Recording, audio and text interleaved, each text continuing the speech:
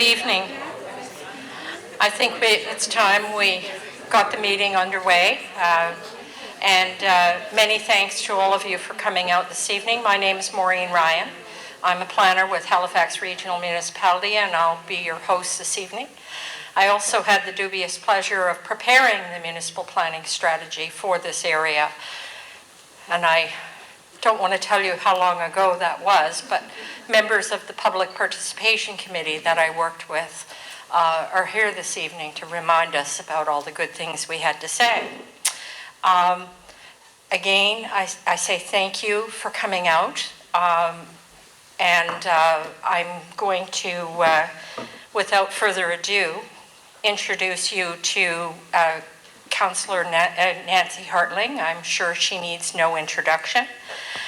Kara McFarlane is our coordinator of planning process, and she's here to record all the good things you have to say tonight. So when we get to the question and answer period, I'm going to ask you to come up to the two mics that we have at the side and state your name and address and pose your question to the group. We also have here the representative of Sept Consulting, Connor Wallace, who is representing the applicant, Jeff Jollymore, this evening. We also have a number of other staff. You can identify us with our name tags if you need any assistance whatsoever. These people are here to answer your questions and to guide you through the process. So the purpose of the meeting is to share information about the proposal that you have before you this evening, and to listen and collect your questions and concerns, comments, feedback on the proposal. The feedback provided tonight will inform the process and will form part of the public record, but I need to emphasize no decisions will be made tonight. This is an information gathering meeting, and I'm here to listen to what you have to say. And we'll take everything that you have to say into account and deliberate on what we inform and advise Regional Council with respect to this planning process. So my role as a planner is to manage the process and to maintain contact for the applicant and general public regarding questions, comments, or concerns. It's also my role to draft reports and negotiate with the applicant and make recommendations to council. But as I emphasized, no decisions have been made just yet. We're considering the policies and what you have to say. So I'm sort of your go-between. The applicant and the public and council, if you wish. And my job is to maintain objectivity and evaluate all sides of this case in accordance with the policy and the public will. So the applicant in this case is Sept Consulting on behalf of the property owner, Jeff Jollymore.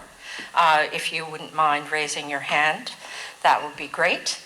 And the location is at 1540 Prospect Road.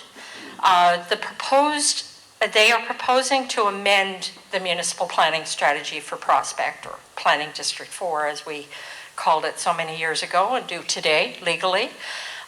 To enter into a development agreement to allow for a trucking and an excavation business, which would include a garage for the repair of the business's equipment and a lay-down area for materials. The site context, it is located in Hatchet Lake in that red area. Behind what I used to know as Tammy's Hair Salon, which is now gone. Where does time go? And Mars Auto Body is up the street. There's a concentration of industrial commercial development in that area. That has been there since before the plan was adopted in 1994. It's been there a long time. These are the site boundaries. There are 2 sites involved, and wouldn't you know, my pointer doesn't work for me when I need it to, but the top lot is involved because they're proposing to draw access from the top parcel into the backlands, which I'll show you in a second. It's through this area between what was formerly Tammy's Hair Salon and a residential dwelling to the north. The neighborhood context, well, as I mentioned, there's a mix of residential, commercial, and industrial development in the area. Long-standing, it's been there since the 80s and was accommodated under the planning process, which I'll explain in a few seconds. And to the north of the site, this is your Mars auto body or auto sales and repair shop to the north end. Across the street, it's pretty much vacant land, as you all know, and this is showing, yes, they're proposing to locate the trucking and excavation business in the backlands here, and Connor Wallace will explain a bit more about that in detail in the process, so I won't elaborate. I need to go through the system of policies in the municipality. We have a regional plan which outlines the anticipated population growth, and it lays out strategically where infrastructure and major development is going to go, how the area is going to be serviced. That's the essence of the regional plan. Down from that, we have the community plan, which is your municipal planning strategy for Prospect, which I explained earlier was developed by a public participation committee in the late 1980s, early 1990s. There were 27 people representing 13 communities throughout the district. It was a long, drawn-out process, but it was well worth it, in my opinion, to come up with the strategy that they put in place.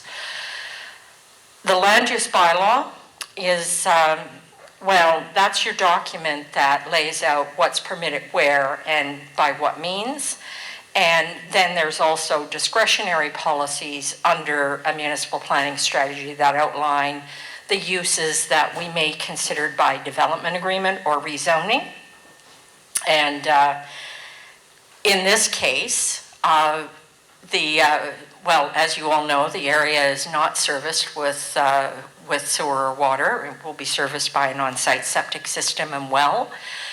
The lands are designated residential B, and they're zoned residential B1, which means that it permits primarily residential uses, but it also acknowledges that in the Prospect area, people typically developed a business out of an accessory garage, and it affords some opportunity to do that up to 1,000 square feet.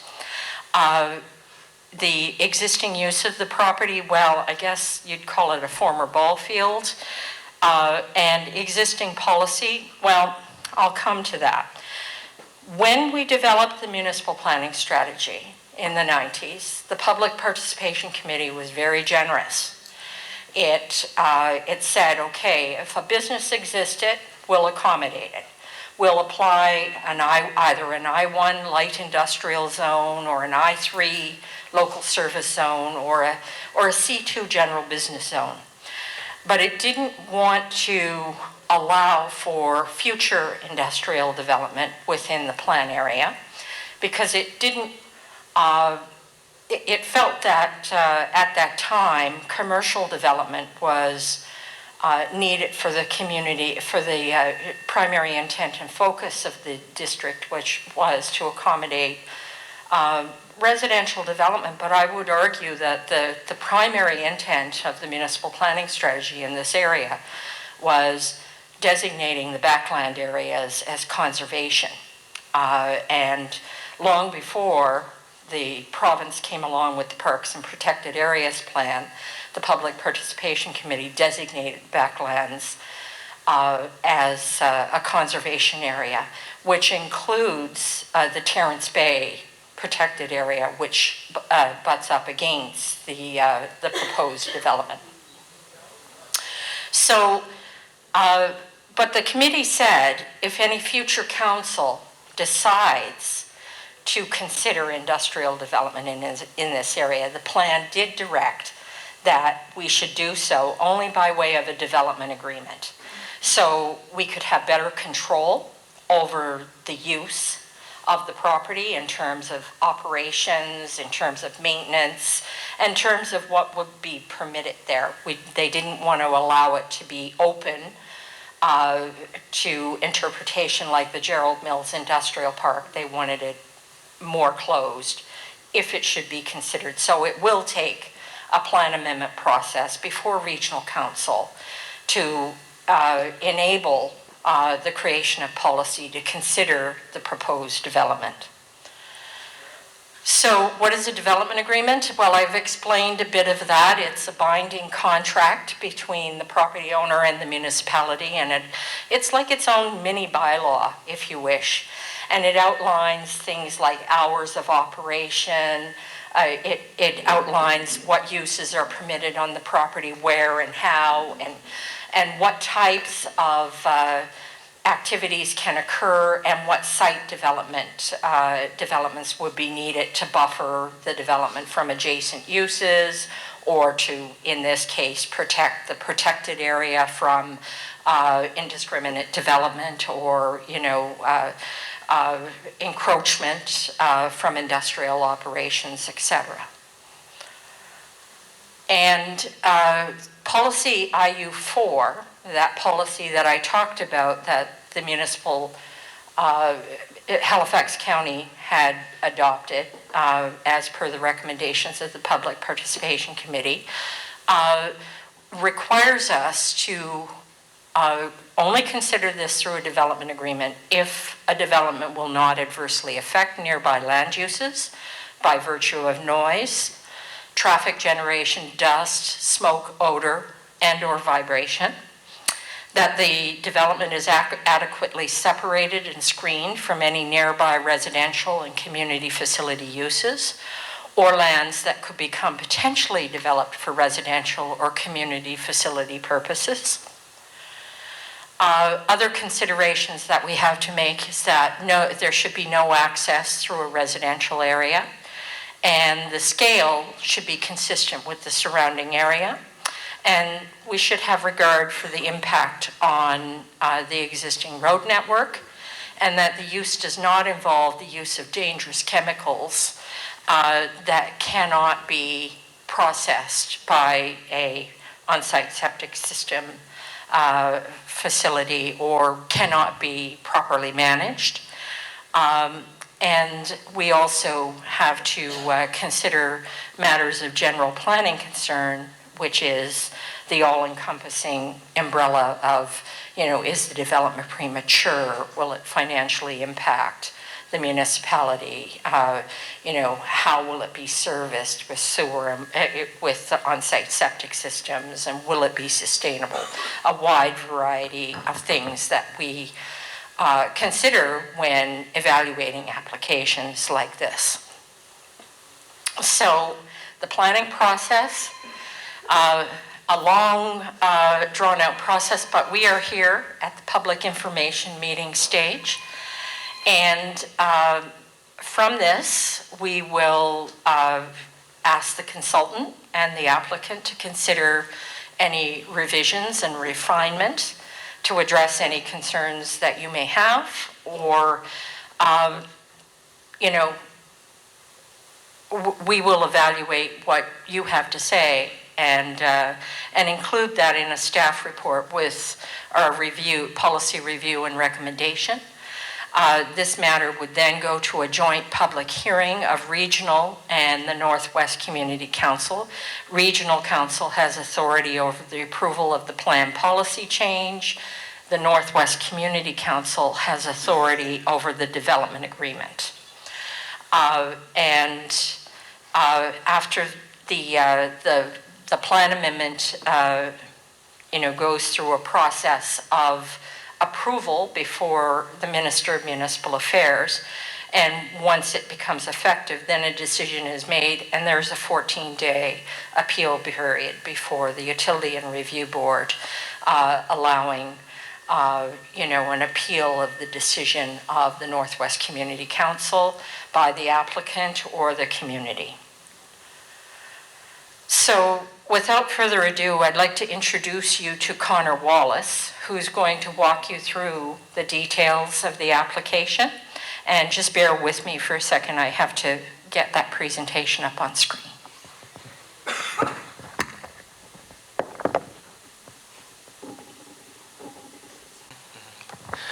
Perfect. Thank you very much, Maureen, for your presentation. And great to see everyone. Thank you for coming out this evening. My name is Connor Wallace. I'm a planner and principal at Sept Consulting.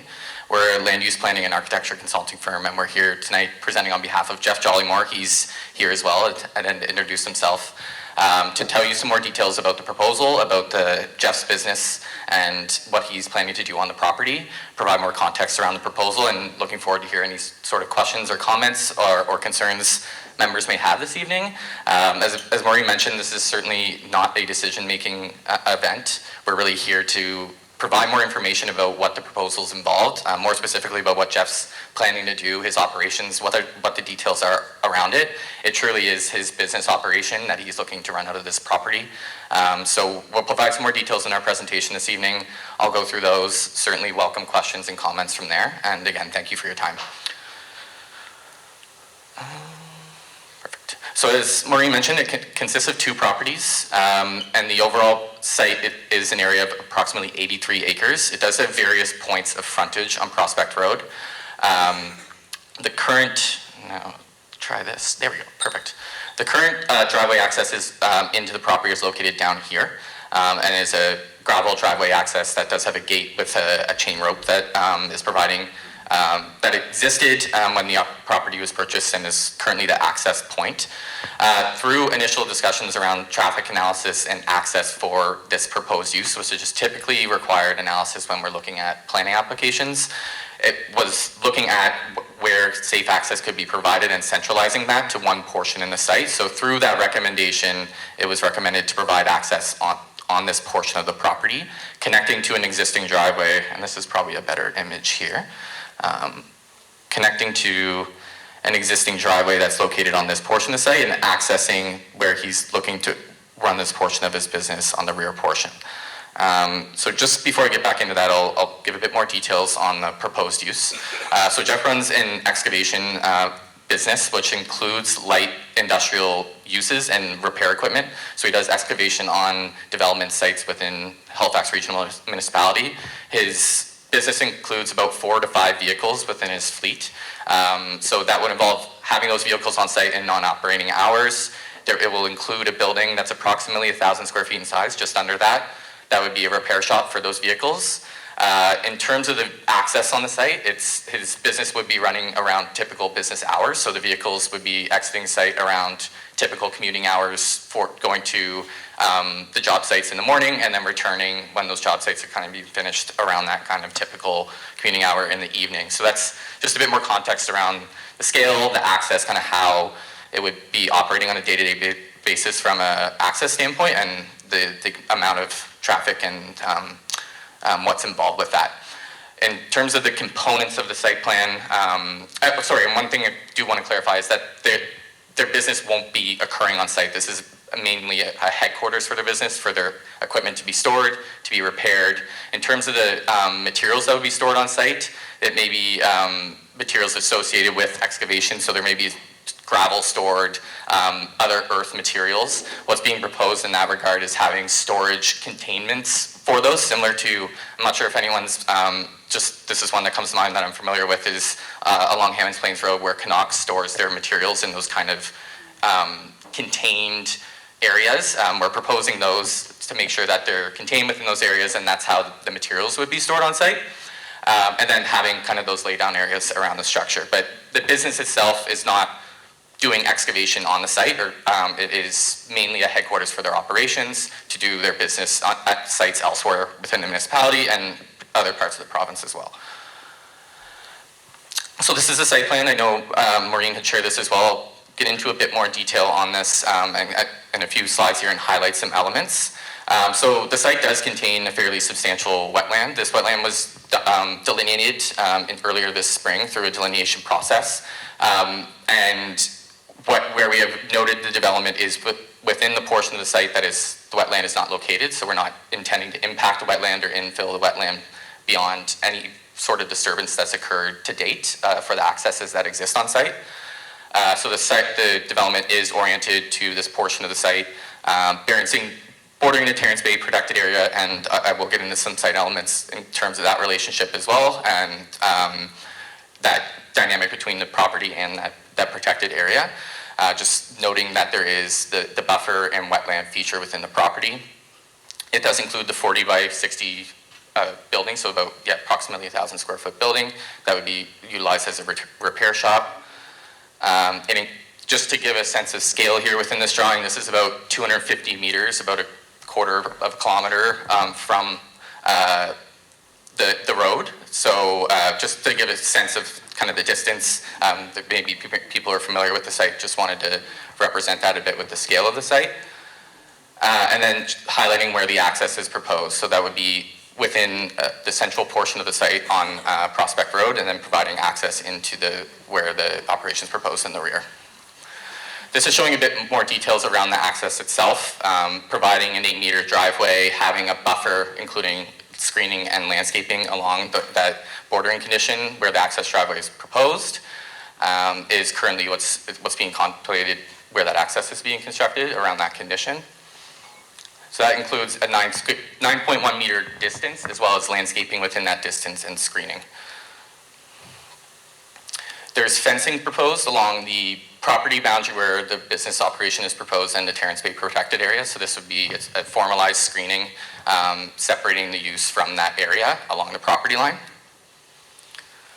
And there's the material containment structure, which I was kind of getting into that example I mentioned along Hammonds Plains Road there at Canuck, kind of the idea of having these structures constructed to formally delineate and contain the various on-site materials. And just as you can see in the green and orange and here representing that the entire area is still, including the containment area, the building, and where the laydown area is proposed to be outside the wetland and screened from the lands to the east. And with that, as part of centralizing the driveway, the existing driveway access will be closed and not be used for its operation with signage and barricades.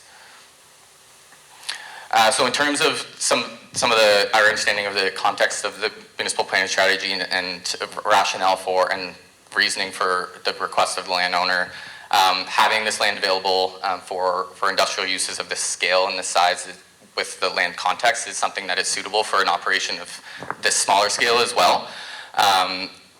With an operation of about 30 people, and as I mentioned, that about 5 vehicles. Now the operation itself, in terms of all of those people, is not operating out of this site. It's more so the business overall.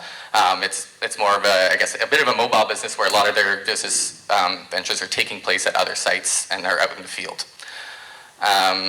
It is a business that supports significantly the construction industry in HRM. It's a large site area. However, through this development, a significant portion of the site is being protected, noting that where the development is occurring and where it cannot occur. And recognizing that there may be some historical contamination on site, and not that it may not be suitable for residential development, again with a very large wetland on the site as well, representing an environmental feature that can be challenging.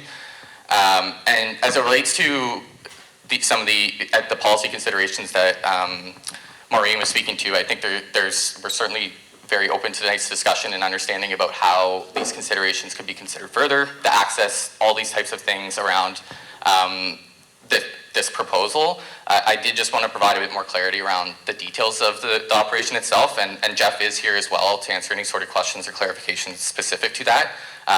Just to, give a bit more context about it being somewhere that is really just a storage and repair area for his business that's very much out in the field. And we have had a traffic study done that helped understand where access could be located, and as I mentioned, the traffic generation was focused around when the business will be entering and accessing the site around those kind of peak hours in the morning and evening, and that's when they looked at the trip generation times within the traffic study. So we're through that analysis have determined that it won't have an impact on the traffic, but wanted to provide you all clarity around what that really looks like day to day. The amount of vehicles when they typically would be coming. And that's all the details I have with my presentation. Again, we're here this evening to clarify or answer any questions you may have. So thank you very much for being here, and look forward to our discussion.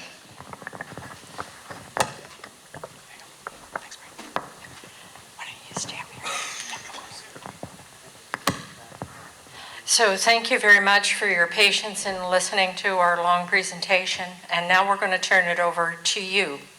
But I'm going to ask you to come to the mic. We have one mic positioned over here and another over here. And I do apologize that we couldn't set up this room with, just chairs. It is a cafeteria and we have to leave it intact for the good children tomorrow. But we're recording the meeting, and so we can hear all the good things you have to say. Please state your name for the and your residence, not specifically, but what community you're from for the record. And Connor and I will be happy to answer any questions that you have. Out of respect for the room and the people in this room, we'll ask that we have no crosstalk. And that you address your questions to the chair. It's rooms like this are a matter of great involvement, and so we would ask that you keep your comments respectful to one another and pointed at the chair, and we'll do our best to answer any questions you have. And if you don't feel that you can speak about anything tonight, you can always call me tomorrow. I'll leave my name and telephone number, or you can actually make comments to us, and I'll give you my email address right up until the 10th of October, Friday, the 10th of October, and I'll take what you have to say into consideration and compile that for the public record and council. So, are there any burning, pressing questions that you may have? Jenna, could you make sure that the mic is...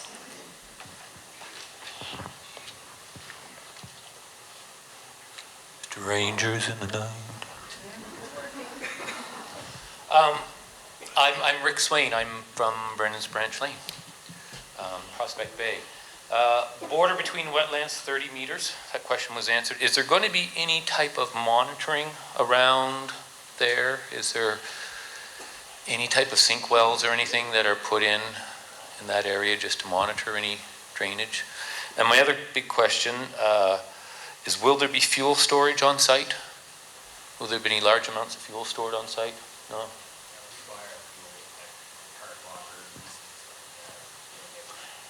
Right on, okay. And you answered my other question. Rick? Yeah. Jenna, can you help adjust the mics as well? Because Rick is not... Did you hear that? Sorry. Okay. Yeah, you're a little tall for... Okay, so my question She adjusted it for me, but I got your question. Okay, yes. my question was, would there be any fuel storage on site? And Jeff stated that there wouldn't be any fuel storage on site. And my question around materials was answered. There's going to be liners for materials stored. The other question I had is work on trucks. Will it all be, any work on trucks, will it all be within the garage? Will there be any on any unpadded ground? I anticipate it being in the garage. Okay. If there's any fuel holding tanks for waste oil, we will comply. The municipality will require compliance with the Nova Scotia Department of Environment's requirements regarding the safe handling. With respect to monitoring, really good question about impact on wetlands. We will evaluate that. We'll take that into consideration. I don't know if there's going to be a great deal of excavation of the site that alters the hydrology, but I'll let Connor answer that for you.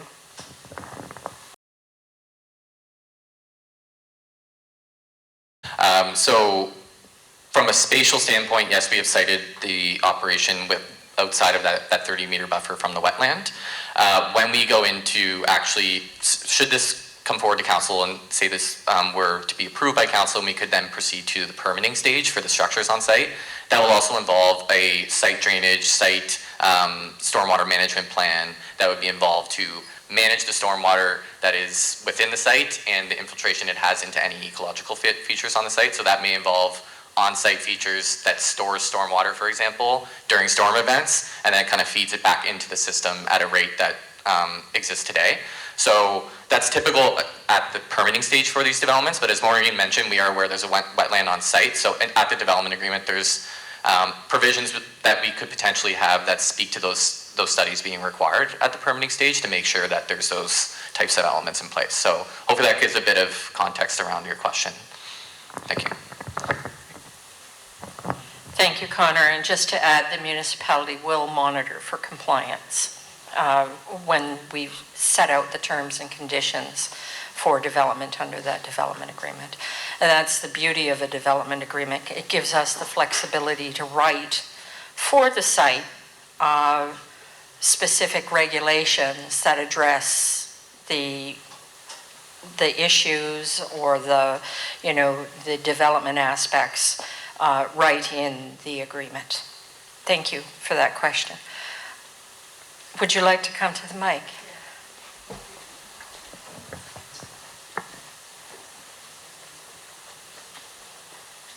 Okay. Can everybody hear me? Yeah? Okay. I'm from Terrence Bay.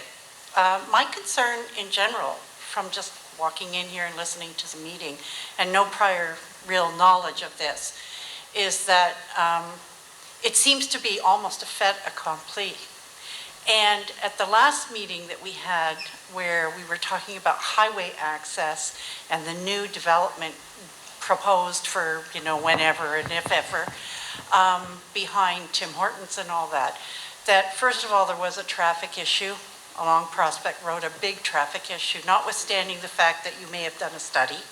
We're already experiencing problems, so you're adding to the problem. Secondly of all, that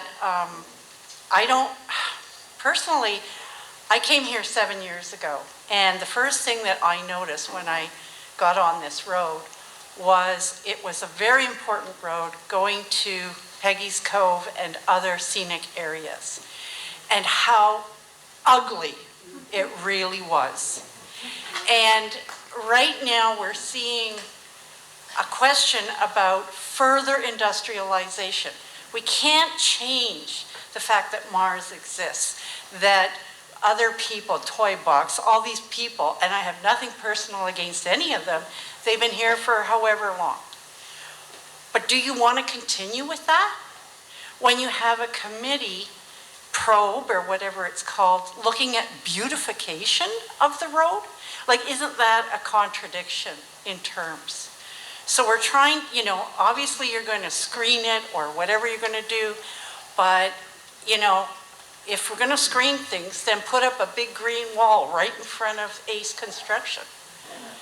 So we don't at least see the like the kinds they do on highways, right? Like, that's a cheap fix if you can't grow trees to cover it up. All you've got there are stacks and stacks of containers, and that isn't about your business. But your business is an industrial business. My partner's in construction. I know what excavators are. And so I feel just strongly, as you can tell, that notwithstanding that you're right and it's your property, that we really don't want to change the bylaws to allow for more industrialization. And generally speaking,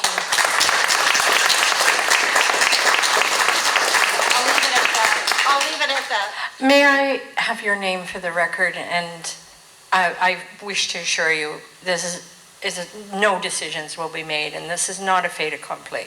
We're here to listen, Yeah, okay. and your comments are well taken. Wendy Knievel. Wendy, Knievel. pleased to meet you. Thank you. Are there any other comments? So, I have a gentleman down at the back. Yes, if you could just state your name and community for the record, we greatly How's it going, appreciate it. guys? Ken from Brookside. Kent. Ken. Ken, Yeah. pleased to meet you. This is weird hearing myself. Uh-huh. So, if this is rezoned to the whole site being industrial or whatever, the first question is, what stops the next person moving in on the site? Like, I understand it's your property or whatever, but what stops that being subdivided and maybe somebody else going, and then this becomes a cascading effect? And in one way, I wish this does happen, and in another way, I don't. What prevents rapid growth of his business and 50 bulldozers on site, for example? And then the other question, I'm presuming you've looked into all of this and whatever. If you're doing maintenance on vehicles and draining oils and brake fluids and hydraulic fluids and all of that stuff, I'm presuming you've looked into how that gets drained and stored away from where it can seep into the ground or spill or be knocked over or whatever that case is. So I'm sure there's legislation. There is. Yeah. That's it. 3 questions. I have a response to your question. What controls this? This is not a rezoning.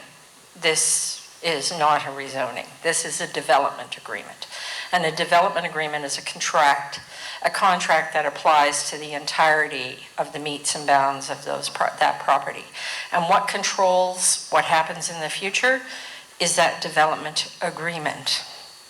The development agreement will specify what can take place on the property, where. It will outline, minor amendments that may be considered to allow for adjustments. But it's the development agreement that controls that. If your question is what happens with the next application for industrial development pursuant to policy IU4, that would be within the purview of regional council to decide and the community to decide what takes place. But with respect to this property and this property alone, what will control it would be the development agreement. Does that answer your question? Kind of. Do you have anything to add, Connor?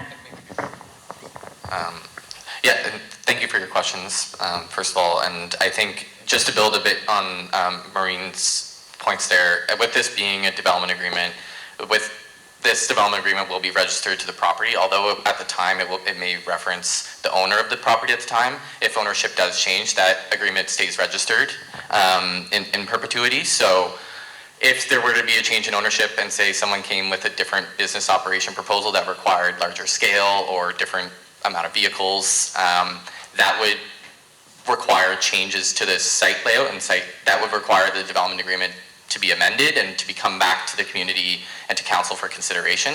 So yeah, as Maureen mentioned, with it being the tool as opposed to being a rezoning, it allows the proposal to be specific to what it is.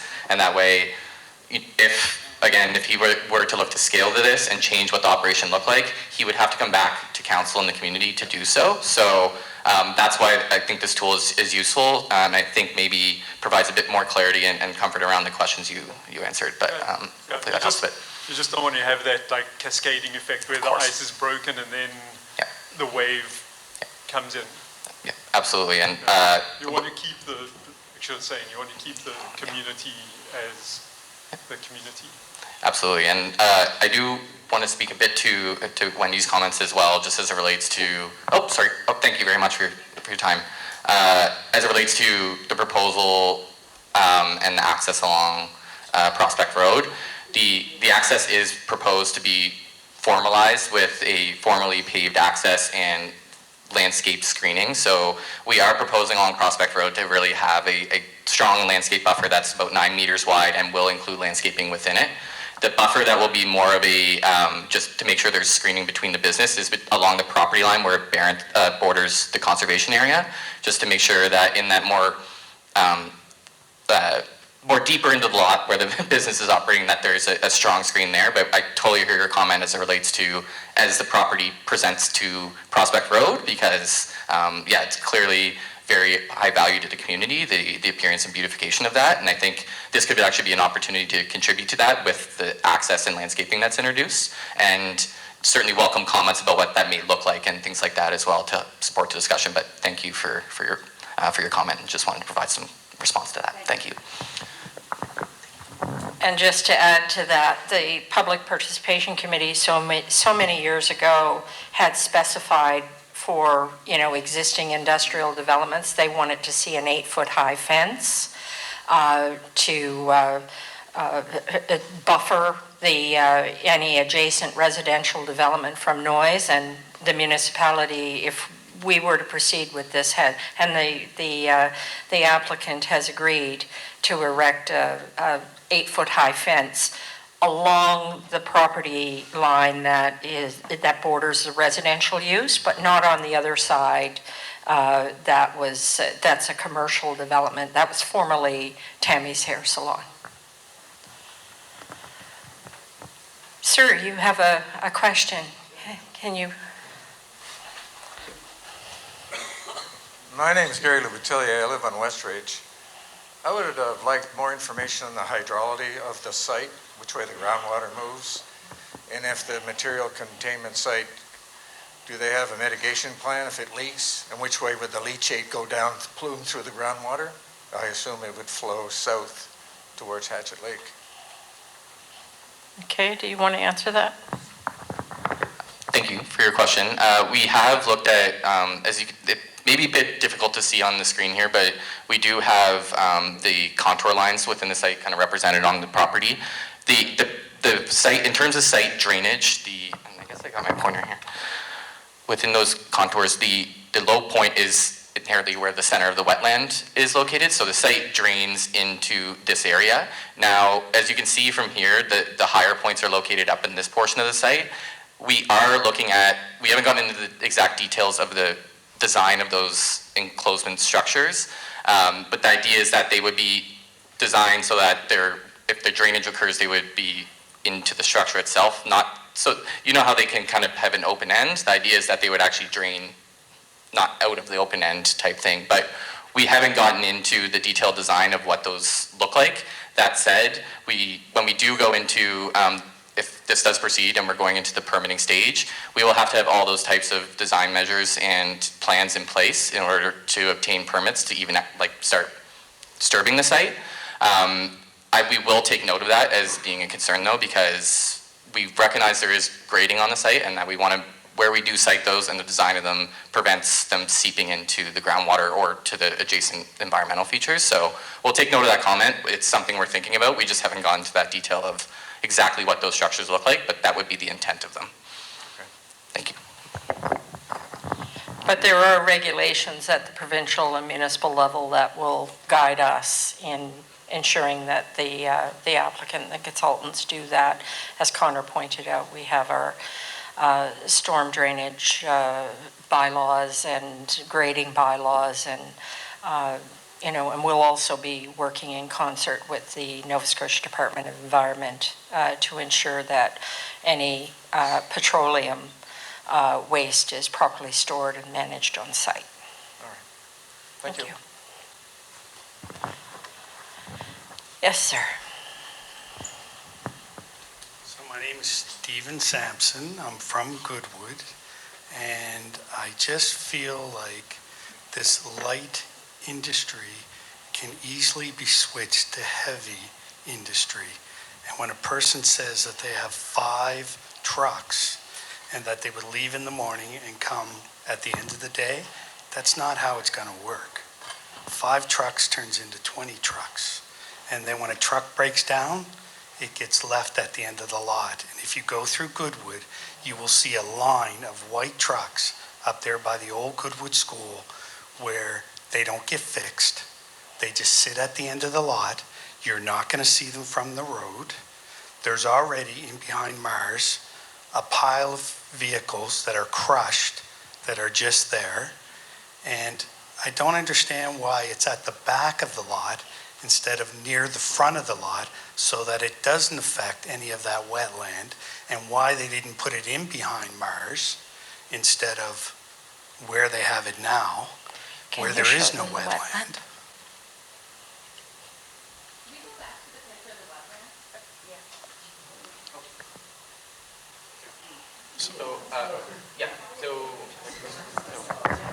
Yes, yes, thank you for your comments, and I'll start with your last comment and kind of work through, and please remind me if I missed anything.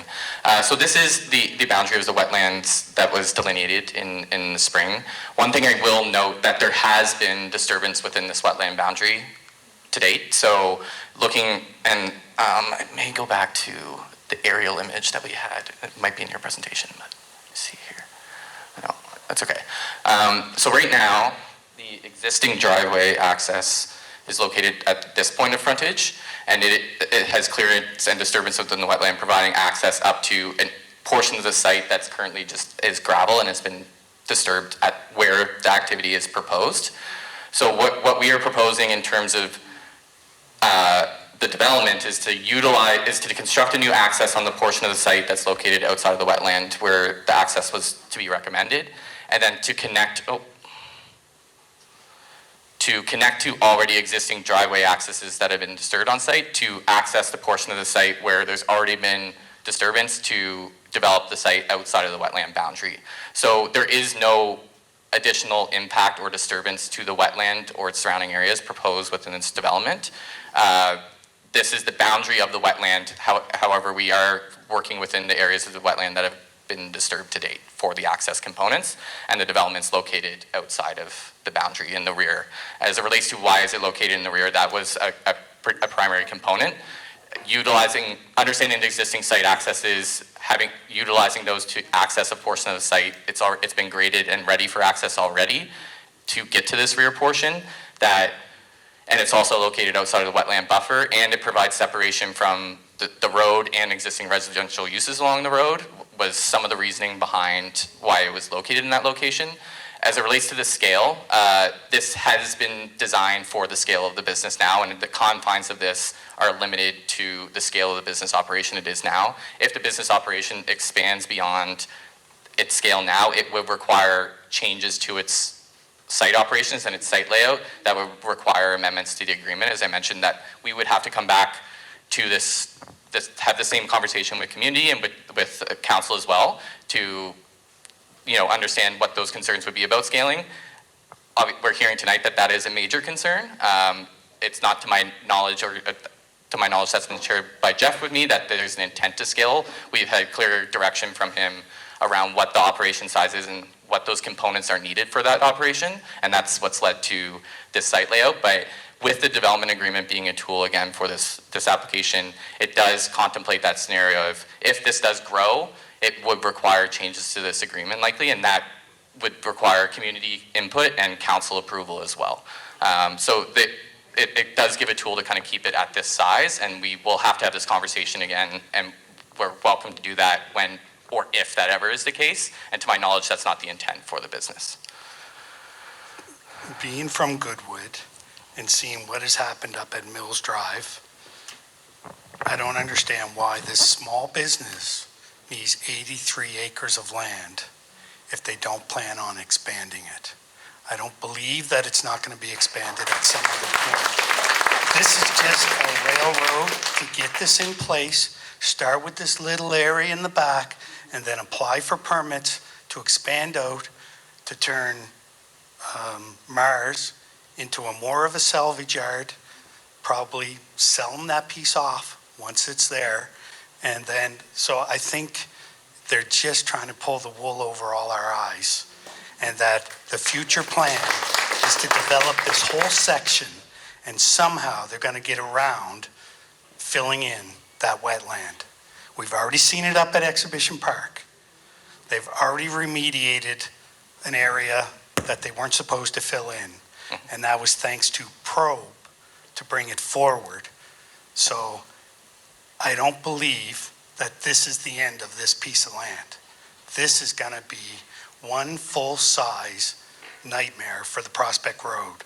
Not only with the traffic of the trucks, the amount of rocks that are left on the road from the trucks, because there's not a road where there's not a, like out there at Bedford Commons, where the trucks don't drop their gravel all along the road.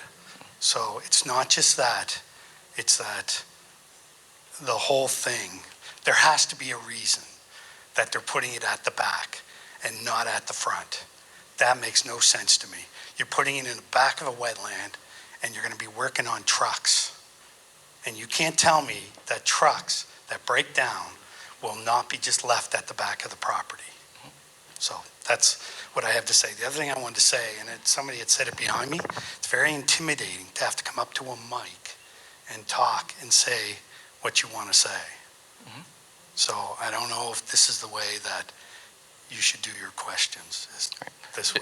Would I be able to respond to that? It's okay if you would like me not to, but I'm happy to if you give me that opportunity. Yeah. Yep. So thank you for your comments and for sharing that. And I understand and respect what you're saying. What I wanted to share with you is my perspective on this application and my understanding of my conversation with Jeff and his intent for this development.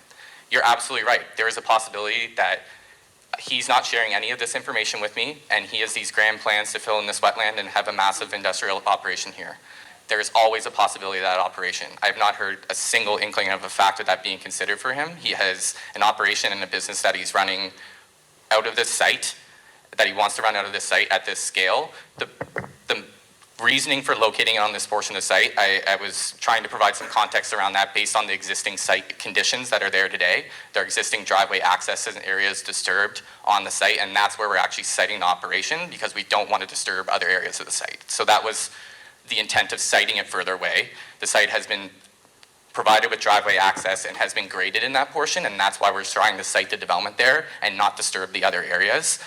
It's challenging to explain, I understand, when I show the wetland boundary and it encompassing the driveway accesses.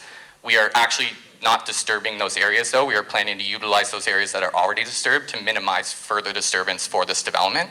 So that's just a bit more context of why it's located in the back. It's not necessary, it's not to put it there to my knowledge. Again, this is just based on the information that's shared with me. I'm not the owner here. I am representing the owner.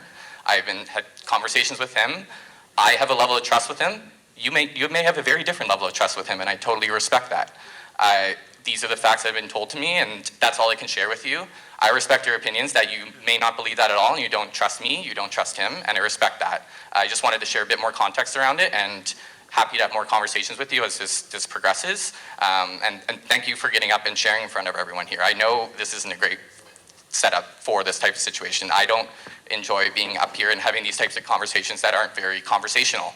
But I'm happy that you were able to come up and express that, and thank you. And we may not be in agreement, or you may not trust what I'm saying, but I just wanted to give you the facts that I understand. Thank you.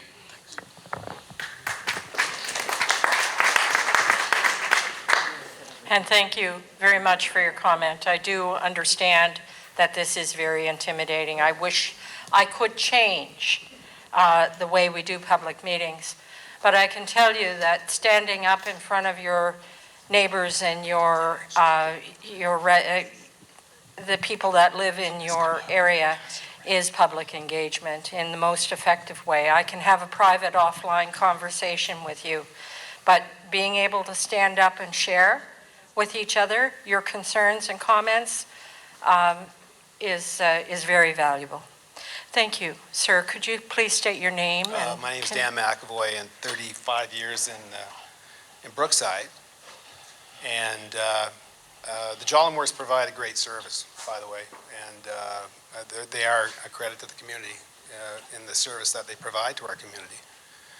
This is the wrong place for this business, though, and I want to thank Sept Consulting for pointing out that, yeah, guess what? That wetland area was contaminated. Guess how it got contaminated? Industrial use. Thank you very much. And what are we talking about here? So thank you very much. You've answered what we have to hear, that industrial sites contaminate wetland areas. So you were saying it's not suitable for residential development. I like to see them. Them develop it for residential if they possibly could and make a killing, because residential is much more friendly. And the contamination that you're talking about, a little history here, that was some shingles that were placed there by the previous owner. You should have mentioned that to everybody. That was shingles. It wasn't chemical contamination. So the Department of the Environment came out here 20 years ago and made Halifax C&D remove an enormous, ginormous pile of C&D. Maybe some of you don't know about that, because they wanted to build, it was never a ball field. They proposed a ball field and they backfilled it. And they wanted to, anyway, so that's what that story is all about. The Department of the Environment came out and made them remove it because it's a wetland. And thank you very much for that map showing how big the wetland was.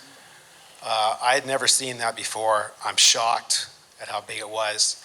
And I have to congratulate you on your nerve for putting that up there. It takes a lot of guts, okay? If I ever need to do an industrial application, I will come to Zap Consulting. So, look, so we've talked about the water. By the way, I think I heard my counselor say tonight that, and thank you very much, that for those who are running out of water, you can go to the PRCC to get some water. So water seems to be a precious resource. When I drive into town, I drive past the Chain Lake water supply, and I'm seeing, what am I seeing? What color are those rocks? Red, rust red. We've never seen that before. In Dartmouth, they're conserving water because their water supply is running out, and we can see our water supply running out. When the landfill was placed here, we said you shouldn't do it because those are the wetlands that feed the emergency backup water supply at Chain Lake. Wouldn't listen to us because that was too far in the future. They removed the pipeline off the pipeline road, so the Chain Lake water supply is no longer being replenished by the landfill areas. Darn, who could see global warming coming? So sometimes the community knows what it's talking about, and we know what we're talking about.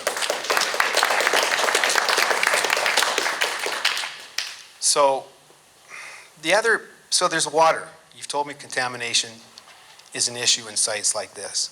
Now the other issue is fairness. These people, I was at in their properties today, It's a beautiful subdivision, Sandstone, Westridge. I had a hard time finding a rock on their property, a loose rock, to leave notices on their properties, because their properties are so well kept. These are proud land property owners. They pay their taxes, they follow the rules. And what were the rules? The rules were, they're in a residential subdivision, they're living beside an RB zoned property. Sounds like a good deal. I'll buy a house here. I'll raise my family here. They're keeping their end of the bargain. They're paying their taxes. They are good, solid citizens. HRM should be keeping their end of the bargain too, and leave the zoning that was there in place when these people moved in. So that's what I have to say. It would be nice if you could pass this around. Is there a way to pass this around? Pass what The around? microphone. I'm sorry, we cannot. We have to maintain it up there.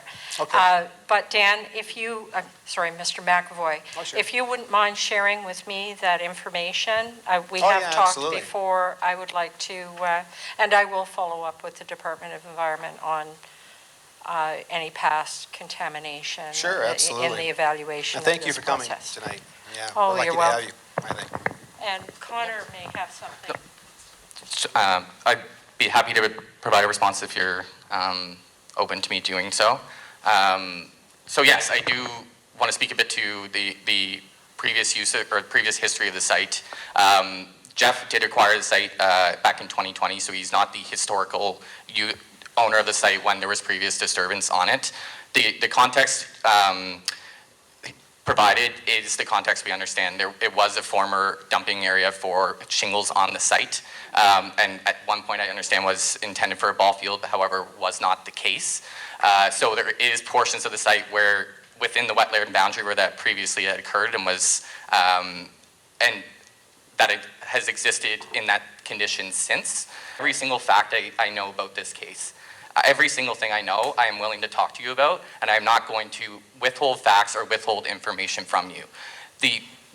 Have recognized this information, and we're proposing development on the site to minimize the disturbance on all the existing environmental features and separate the development as far as possible from any existing uses.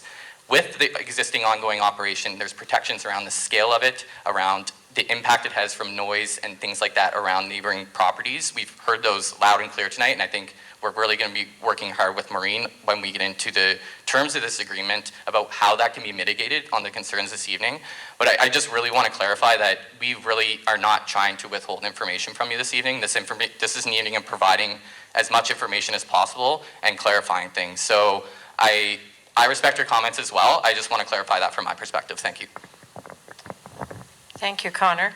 And we have another speaker waiting to come up to the podium. Again, I do apologize for the awkwardness of podiums, but they really do serve a purpose.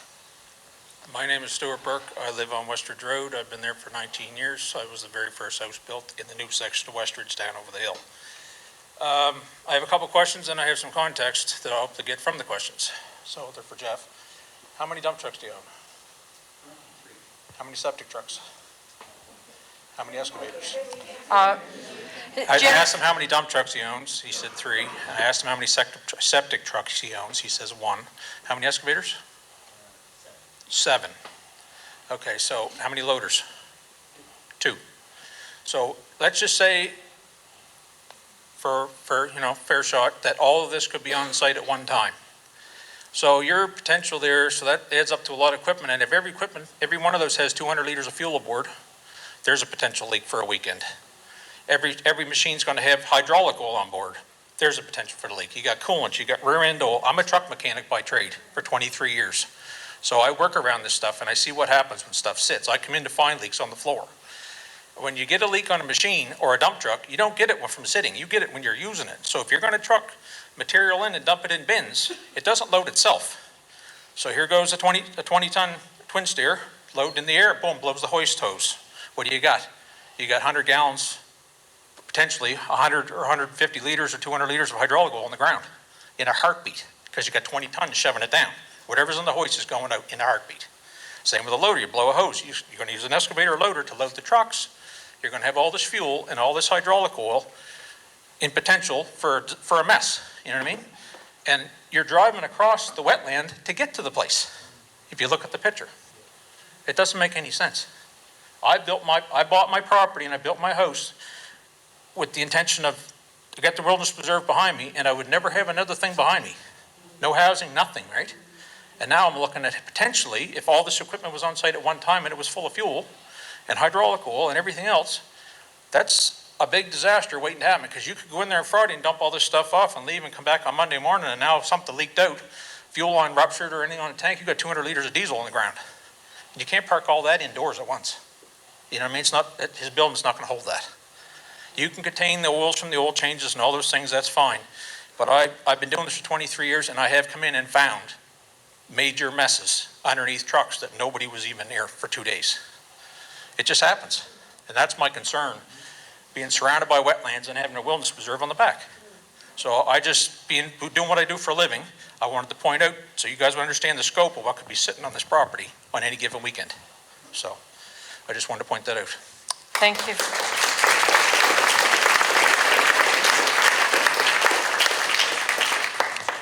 Sir, do you have a comment?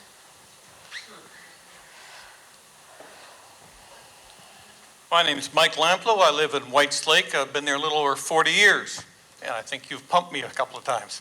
I may have a misunderstanding, and I hope, let's clear this up. Where do you currently operate your business, Jeff? In Shad. In Shad Bay? Okay, My parents have operated there since 1990. okay. So you have nothing in off of Mills Drive there? Okay. For some reason, I thought that new where the gardener used to be, just west side of Mills Drive, all those trucks in there, it looks like hell in there. That's not you? All right.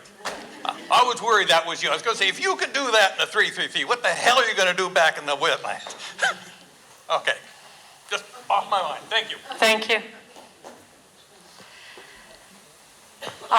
We have another, Donna? Hi there. So is this good for me?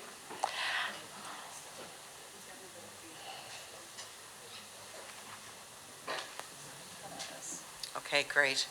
I do have a point that I need clarity on, and I think, Maureen, in your presentation, the very early part, there was some mention of the activities that would occur on this land, and I think it did say a construction and excavation company would operate here. An Or- excavating company. Oh. That's my understanding, but Connor would be Okay. the person that can answer that. Because, so I'll just finish this part, because it says that it is not the intention to have the main trucking and excavation business relocated on the subject properties. So I didn't know if there was a contradiction in what I thought I read quickly and in this statement.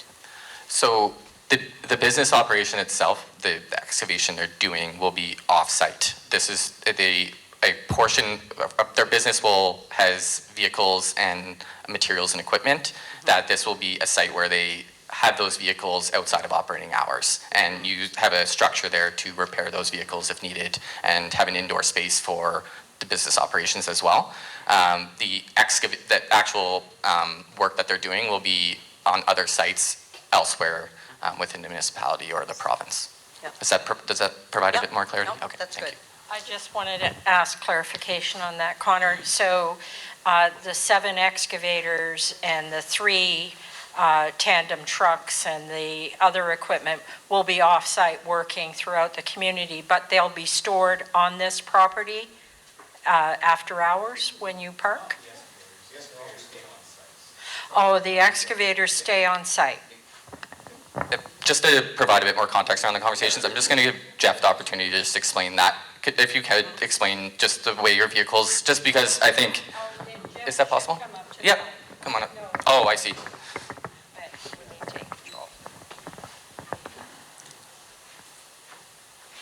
So as a trucking and excavation company works, we have a home base, a garage, that we repair vehicles, and our excavators work on sites within Halifax. So if you drive down like Joe Howe Drive or other places where there's development going on in the city, that's where our work happens. It's not going to happen there. So our work doesn't happen at our home base. We would never make any money. We have to work on other properties outside of our home base. Okay, good. Thank you. The other thing I just wanted to say is that I know Maureen is familiar with this area, to say the least. I don't know how much experience you have had with this kind of forum in this area, and you may be feeling some of the angst that is here, some of the concern that simmers in this room for very, very good reason. So I didn't say, my name is Donna Pettipaw, I live in Goodwood, okay? Like, where there is one hellish mess. And it goes to your very soul to see what can happen to your community. The place that I have lived in Goodwood, except for a very short, brief 4 years in Terrence Bay, 55 years. And my family before me, my mother is a Mitchell from this area. And we were very proud to say that we had a family member, so that she had 13 siblings, a family member in every single community all the way to Dover. Okay, and then their children grew and bought properties out here. We wanted to stay in the place we call home. And so I can really empathize with the gentleman that was up here and basically said, I bought that home on Westridge because I was protected in the back, because this is where we wanted to put down our roots. And a person who has knowledge of watersheds and how they can be affected by contaminants. And then this happens. I've had development that is happening behind my house in Goodwood, not too close, because my husband and I had the foresight to buy a piece of buffer property, which actually goes up behind all the other homes on that end of Goodwood. And however, I have watched countless truckloads of fill going in there, empty trucks out. Fill going in, empty trucks out. And I've heard the activity at 1, 2, 3 o'clock in the morning from my house, from my veranda. And for the first time ever last year, my property flooded because I believe the elevation changed up there. And I had to put in a whole drain system at my own cost. Because how do I prove that? Other than to say it's never happened before. I feel like sometimes we're on this trust me kind of basis. And I can only speak for myself, although I can see things mirrored in the statements that people have made here. I speak for myself and I say I can't have trust because it's been broken again and again and again. The gentleman who originally wanted to put an asphalt plant in Goodwood, for God's sakes, came to our house and asked to buy that buffer land, which is on that property now owned by another company that encompasses Drysdale Bog for industrial uses. And that was his plan as well, the previous owner. But he comes to our door and says, I really wanted to buy that land because I want to build my daughter a house there. Hello? You know, so this is the lengths that I have seen some people go to. And Mills Drive is a toxic waste dump. If you look at John Ross on Mills Drive, and then you look at the pictures of John Ross Company in Truro on a completely paved lot, everything inside a building, very, very clean. How did this happen? It was allowed. And who allowed it? Not citizens of this Halifax City, Halifax County HRM, but successive councils.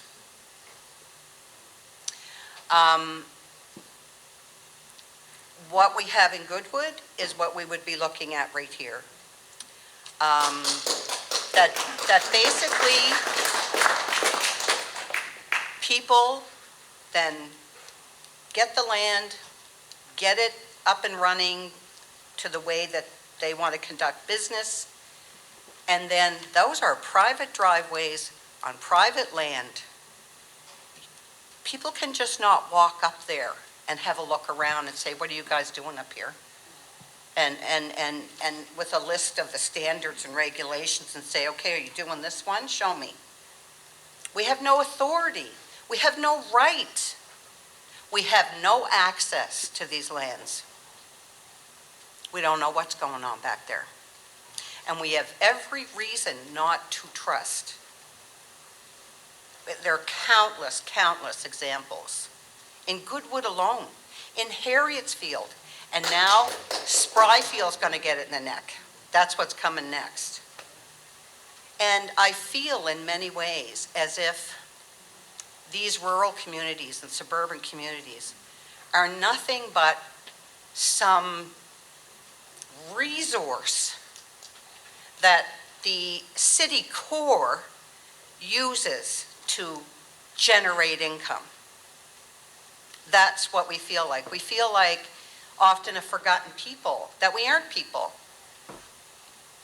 How far would somebody get with saying, okay, I'm going to open a garage on Franklin Drive down near Point Pleasant Park with 2 pumps, and we'll have flower baskets and the whole bit. It'll be lovely, be very Franklin Avenue-like. And then you go by and you see crushed cars at Mars. Crushed cars sitting right there. That's a salvage yard. And then I saw the doors open on the shipping container, which is full of car parts. That's a chop shop. So it has morphed from what, a hairdressing place and something else to, fixing up a few cars and doing detailing, to selling some cars, now to buying junk, and then selling parts, and then on, and it looks just like Mills Drive. And it backs right onto that. And my experience has been, everything that touches the other one that looks anything like it, they join forces. And then you have one big mess. So, more than questions, I have comments, but we do have every reason in this area to not trust. And one last thing I'll mention is that my cousin, Karina Mitchell, and I are on a campaign under unsightly premises in Goodwood. And I know when I tried this a couple of years ago, what I'm up against. A complaints-based system does not work. My opinion, the onus is on HRM, under their own charter, to make sure that people and places within the confines of HRM meet compliance standards in every imaginable way. So when we talk about standards being set, regulations being set on this property, it is not that I didn't think that would happen. I knew that would happen. But where is the absolute oversight, the ongoing oversight, the investigation, the records of compliance? It's not happening. It's a complaint-based system, which should never happen, particularly on these types of sites. And so when I began to make some complaints around Goodwood, I went on Google Earth and I looked at a particular property that had 130 vehicles on it of all kinds. And the grass is growing up to the roof, and they've been there for a while. And then I could look at Google Earth and see that over 10 years, many of these vehicles were in the exact same spot they were for 10 years. And then when I finally heard from the bylaw officer, he said, I'm not a mechanic. I have no way of knowing if they're roadworthy. And I went, duh, like, okay, but truly, how could I answer him? Now this time I'm much better equipped because I went through the HRM charter, and on page 12, it defines derelict vehicle, which isn't defined in the bylaws, by the way, which is one of the things that concern me. But it is there. But look at the work you have to go through for one property. We have another property up there now that has 16 shipping containers full of tires from China or some such location for sale. 16 shipping containers on a residential and very small commercial strip of property that used to be used for cutting firewood. So when you see these places morph into something that you cannot find a partner, not always, but often you cannot find a partner in HRM to walk with you to address these things. And so the best thing you can do is make sure they don't start.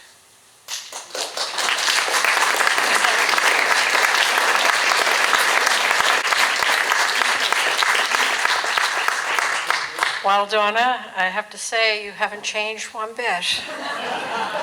Thank you very much for your comments, my dear. Are there any other comments, or do we have a gentleman awaiting?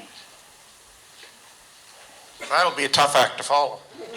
I can't imagine that 8-foot wall and 9-meter buffer or not, that the residential property owners near that access driveway are going to be happy with a business like that. And you do a good business, this just isn't the site for it.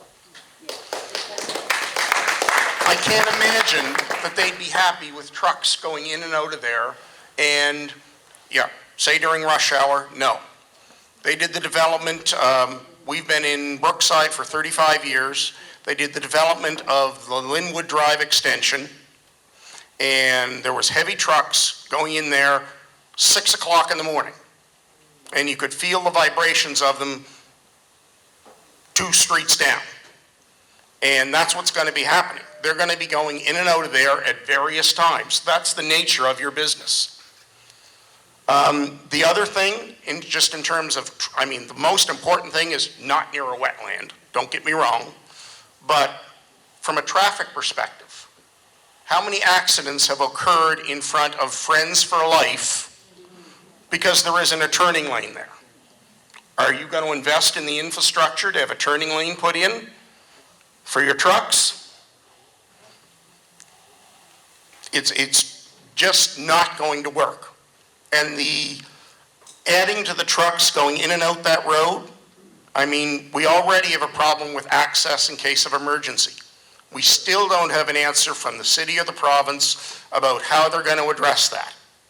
Nobody has given us guarantees that, okay, whether they extend Mills Drive or someplace else, but something needs to be, that infrastructure needs to be in place before we even consider any development like this along the Prospect Road, but it should never be near a wetland. Okay. Thank you for your comments. Sir, I see you coming up to the podium, and this lady here. Oh, sorry. I'm not managing well. I'm looking in one direction. I apologize for that. My name is Fran Baders. I live on Prospect Road, directly abutting the proposed development. In my mommy voice, yeah, that's what I'll use. I'll come over it. Yeah, we need it at that So, height. my name is Fran Baders. I live on a property abutting the proposed development. I have 2 questions. The first one is, I'm not a business person, but it seems silly to me for someone to buy 83 acres of residential property, primarily wetland, in the hopes of turning it into light industry. There's plenty of other places where light industry is already zoned. It makes me question, why this property? What is it about this property that they want? And I think, without sounding too jaded, it's the fact that operations will be taking place far from the road. There's no way for anybody to know what is going on back there. They already have, I believe there's 2 gateways proposed going in. So even if, by chance, somebody made a complaint to Department of Environment to say, hey, we think there might be something going on back here, do you want to go have a look? How do they even get in? If there are 2 locked gates, and they're not, and is there anything happening on the site right now? Any development? Yeah, there are. I know there are, because this morning at about 6 a.m., I heard I heard the tailgates banging 10 to 7 before I came here tonight. The tailgates were still banging. And I've only really noticed it probably for the last week or two, that it's really been pronounced to me. So what happens to my quiet enjoyment of my property if this guy wants to open up his property to industrial use? I bought my property hoping that it would increase in property value over time and that I would be able to make a substantial, sorry, that's not me, a substantial investment or increase in my investment. If somebody's going to park up behind us and contaminate wetland, possibly, because I'm not saying it would even be an intention, but once it's done, and there's no going back from that. And I just question why HRM would even look at it, considering it's a wetland. It borders a wetland and a private preservation. Like it just doesn't make any sense to me that would even happen. Yeah. I do have a question for you, Fran. Sure. You say you're a budding property owner. Are you in the yellow house? No, I'm not abutting. I'm just over a little bit. But we are all on wells. Yeah, of course. We're all on wells, so No, I'm sure it's I all a just- consideration for everyone. We're just wondering, okay, so what? I just wanted to get that clarification for my own judgment, because I really want to hear from the person who lives in the yellow house as well. Well, right next door, it was zoned residential and commercial, and a gentleman moved in, and he operates a business there. I wouldn't consider it industrial. He doesn't make anything there. He stores insulation in buildings. He takes them out of there. He keeps regular business hours. Nothing that he operates in and out of that building in any way interrupts my day-to-day. But when I'm waking up at 6 o'clock in the morning to my dog howling because there's a dump truck in the woods behind my house that I can't see. Yeah. And like I said, I didn't even know there was anything going on back there. I don't even know. Yeah, so here we are. I'm here to say I'm against it. I don't even want to risk having there's no plan for city water or city sewer to be coming out to our area anytime soon. It's a big consideration. I don't think the risk is worth it. And that's just my opinion, so. Fran, thank you for your comment. I think I do owe you an answer to your question about why we would even consider this. Well, as I clarified in the presentation, there is no enabling policy per se that says we're going to allow an industrial development here. The policy around industrial development says, okay, we acknowledge the businesses that were here. It was your right to stay. This is what the committee proposed to do about it. Made generous provisions to allow for cottage industries to develop from a residential property in a 1,000 square foot building. But it said, if future council, because we know everything is subject to change, and this plan is 40 years old, and things do change. We have policies and procedures in place to consider that. The Public Participation Committee for Planning District 4 was very wise in saying that if future council, you're going to consider this, do not apply an industrial zone. Only do it by development agreement. Mm-hmm.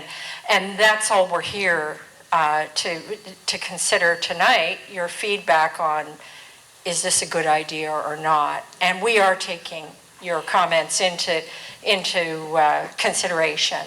And like I said, no decisions have been made. Sorry, Maureen, I have a quick question before I forget. Are there not any basic primary criteria required for consideration? Not within X amount of feet of a wetland, not within X amount of feet of residential, not, are these not I things already outlined place? in the presentation the criteria that we'd have to consider, and we were considering it at that time, and that is impact on the surrounding community, compatibility, impact on transportation systems. Yes, we, under the general matters of planning concern, can consider other aspects. And I do emphasize the fact that, the Prospect community, we heard in 1986 they wanted a city to the sea, backland country hiking trail, long before the parks and protected areas came up with its wilderness protection area. These areas were zoned for conservation uses. And yes, we will take all aspects of that plan into consideration when deliberating what to advise council. Okay. I guess I can't ask for more than that, right? Thank you for your question. I'm not managing very well, and feel free to check me on that. My name is Deb Muse. I'm a fifth-generation Brooksider. And I think my biggest question is, we've got 2 PID numbers involved here. So, and the smaller one, what is that zoned for? I guess that's my first question. Residential B1. It's all residential B1, the Right. small and the larger PID. So why are we choosing the wetlands to make the commercial property on and not the smaller PID where there was no, from what I saw, there was no wetlands around? Yes, thank you for your question. So as it relates to where the development was chosen on site, it was related to where the site has been disturbed to date. So although we are crossing portions of the wetland to access the portion of the site that's being proposed for development, we weren't proposing to develop on that small parcel because that would provide or require further land disturbance on the property. So we're using the existing access points that have been created to the portions of the land that have already been disturbed. So that was the reasoning of why it was cited there, to utilize the areas of land that have already been disturbed and the access points that have already existed. If we were to explore that portion, it would require more land disruption and disturbance. That was a bit of the reasoning behind it, if that provides some clarity. Right. So that kind of makes a little bit of sense, but in the fact that you're kind of right on the edge of a wetland, and like the mechanic had brought up, if there is ever a spill, like why not, like wouldn't it be safer to have it farther away from a wetland? And, at least then it's not going to seep into the waterways and stuff like that. To me, it doesn't make sense. It's like, okay, it's all nice to hear that you don't want to kind of break up more land or whatever, but the fact that it's next to a wetland, like, let's just keep it away from a light industrial, area. Let's keep it away from the wetland and put it on something that the oils and gas or whatever can't leak into the waterways and affecting, people's wells and whatever else. I think that's my biggest concern. Thank you. I have a gentleman over here, or lady over here.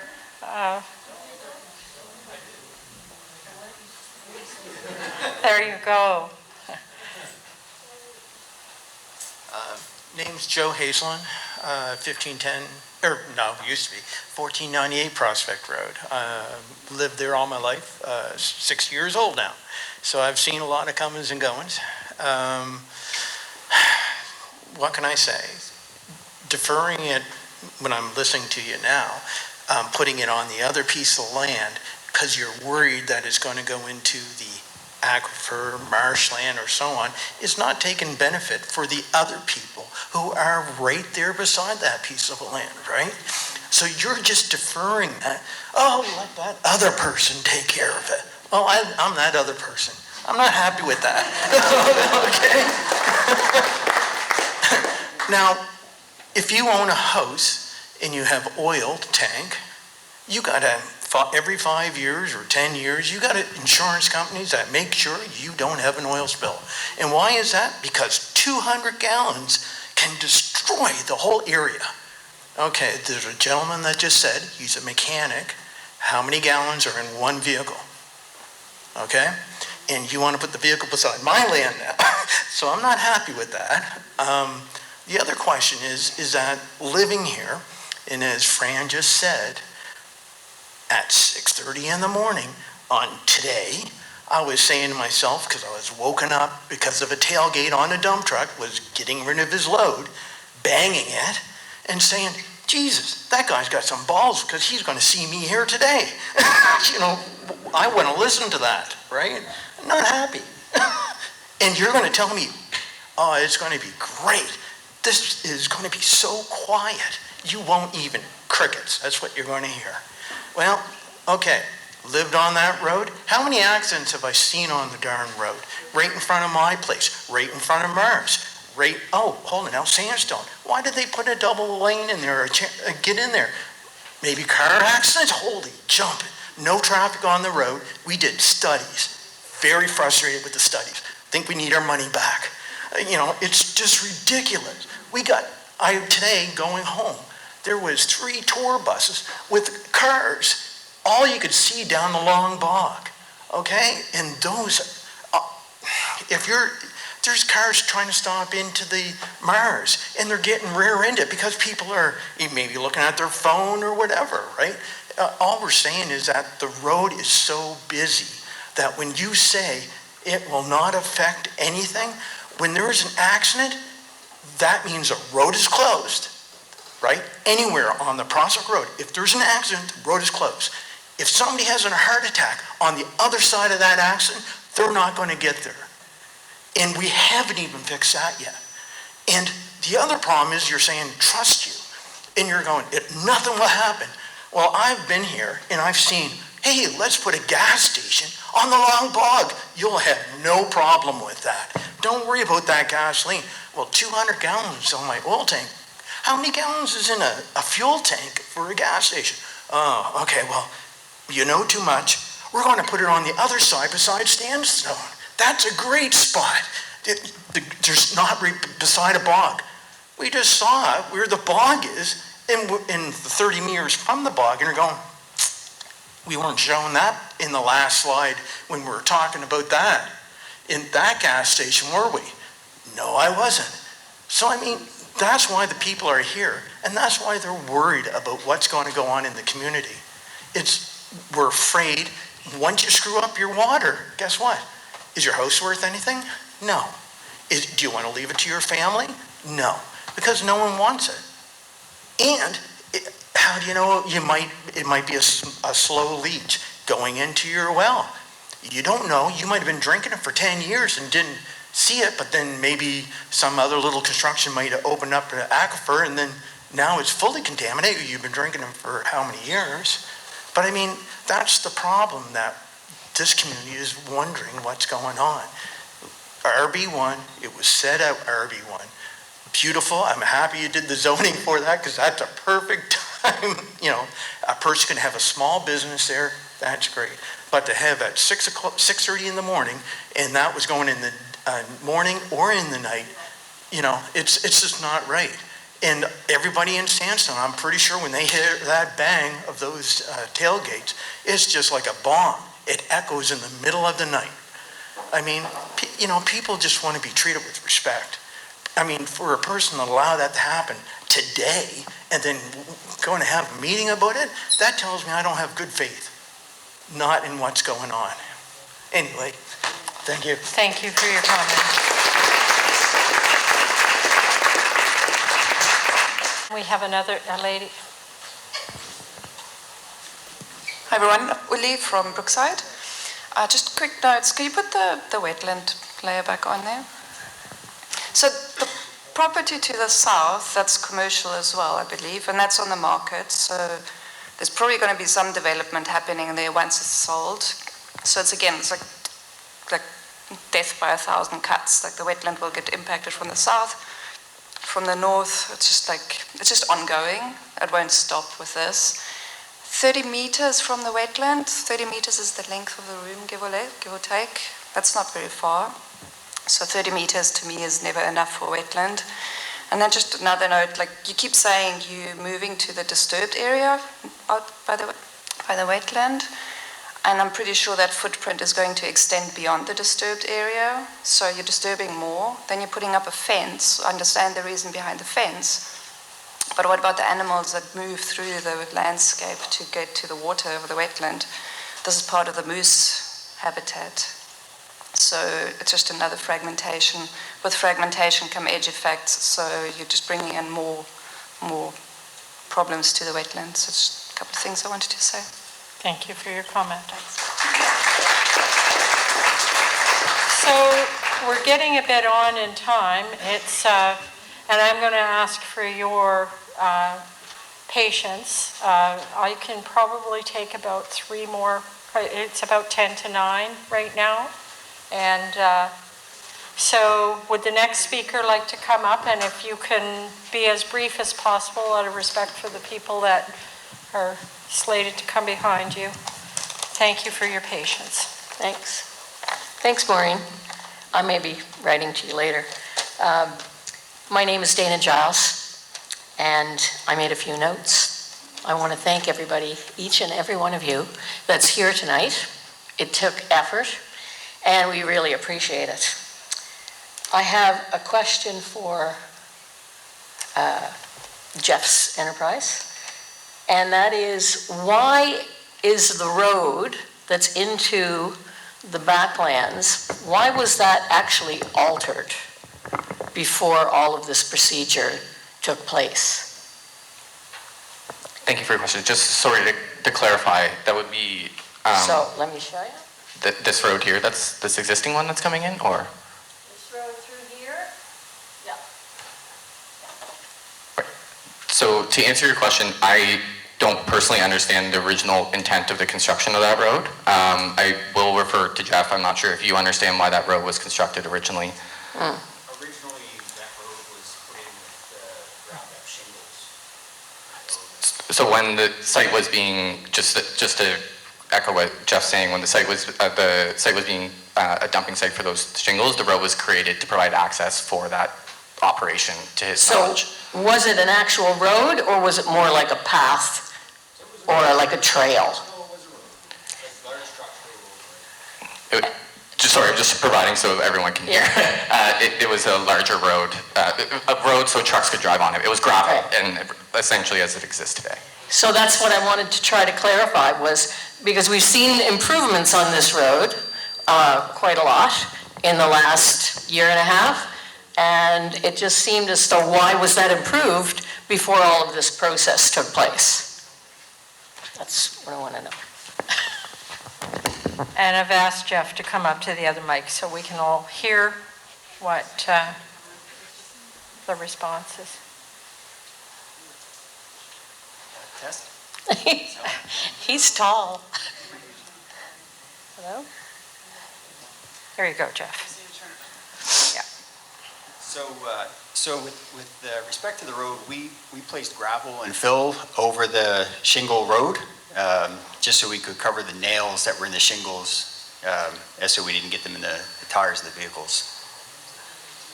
So you have done that since you purchased the property in 2020? Yeah, that's correct. Okay. So it just seems to me, and comments I've heard from people that have taken notice, is that it's a considerable improvement on that road. And I have seen pictures of a lot of crushed rock and other materials that are back there. I just wondered how they got there, when they were placed, and why, again, before all of this consultation took place. Very good question. Do you have any answer to that, Jeff? That stuff was placed back there probably a year or so after I purchased the property, and then decided to apply after the fact. Okay, thank you. Does that satisfy your question, ma'am? So that would give me a question for you, Maureen. Okay. Does that contravene any kind of bylaws? We would have to look into that. We do have a grade alteration bylaw. I'd have to check on its applicability. I can't answer that question momentarily. Yes, I do. I think there is a bylaw to do with alterations near wetlands. So Yeah. I'd like you to look into that. Thank you. Will do. So secondly, my other question would be, it's unfortunate we don't have any visuals from the original proposal that showed a very, very large laydown area, and I'll point it out to you.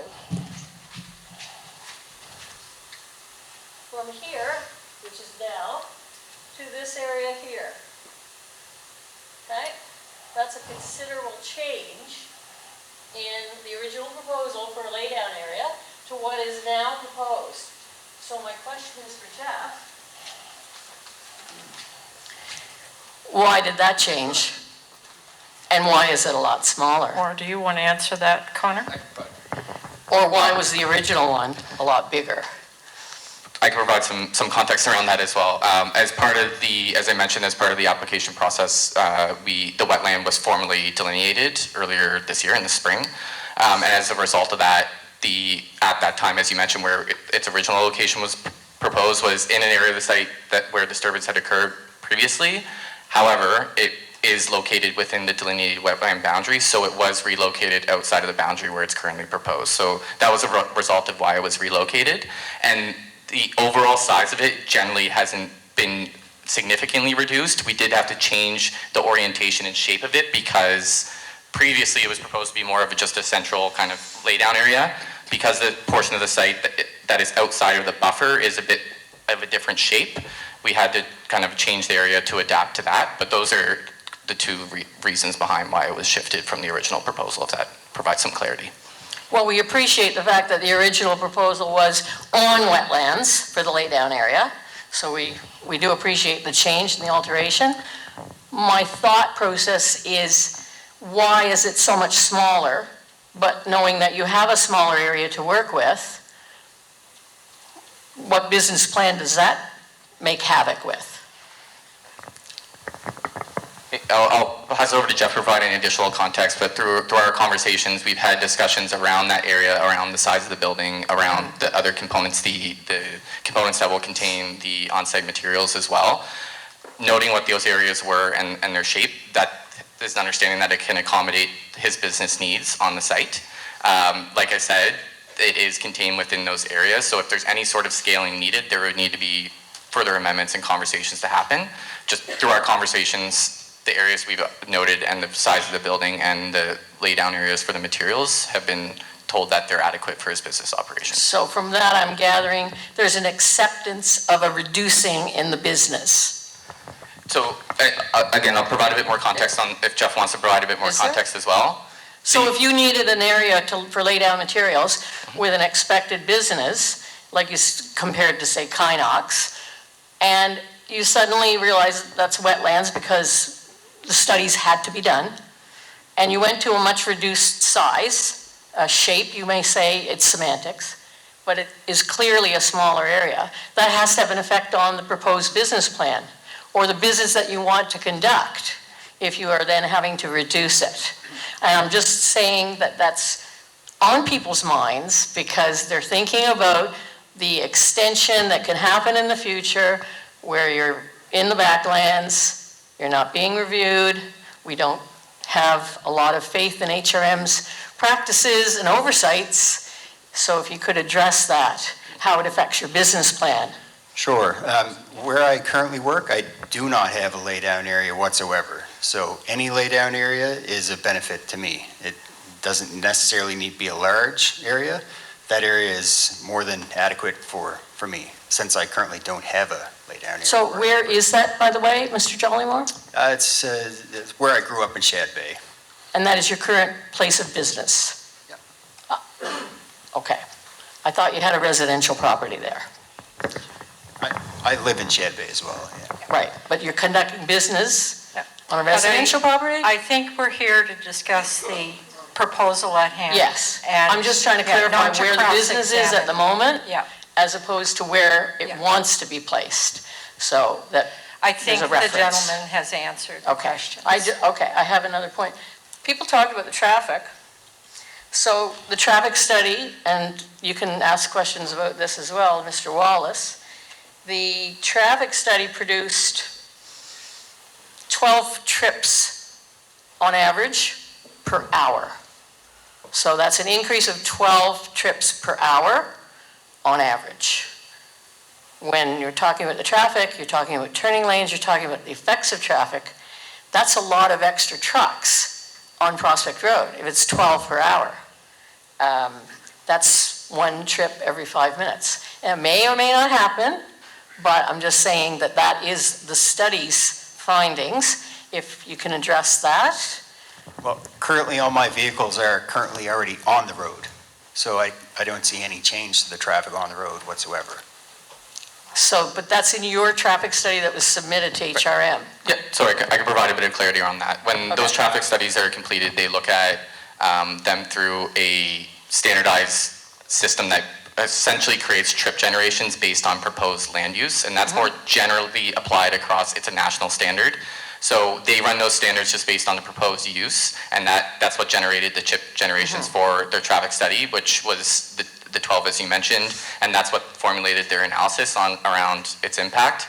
The conversations with Jeff was more so having conversations with him about the day-to-day operations of his business and how many trips he's expecting to have more on the ground as opposed to just the what came out of the traffic study review of those standards. So there's a discrepancy there, absolutely. From the standards, it supplies that type of land use and generates an amount of trip generation. I just wanted to provide some additional context from Jeff on what he expects it to generate from his perspective of this business, just to give some more context, but there is a differentiation there. So we just need to know what to believe. Yeah. I'm going to ask you to bring your questions to a close because we do have a few other people that need to speak, and I'm going to ask the indulgence of the audience for another 10 minutes if you so wish. So with Maureen, if I may, in the 1980s when the last review was done for District 4, a lot of the businesses, The first review, it was your first plan. plan. Review, yeah. A lot of the businesses were grandfathered in, and then they were subsequently grandfathered in from there.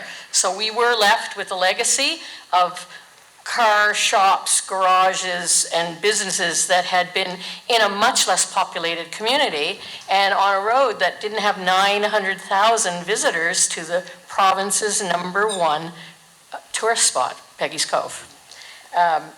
Where Mars Auto is, that was a pine store. That was a pine, they made pine furniture. Yeah. They made pine furniture. And that just morphed into, as you can see, the car shop, the body shop, and so on.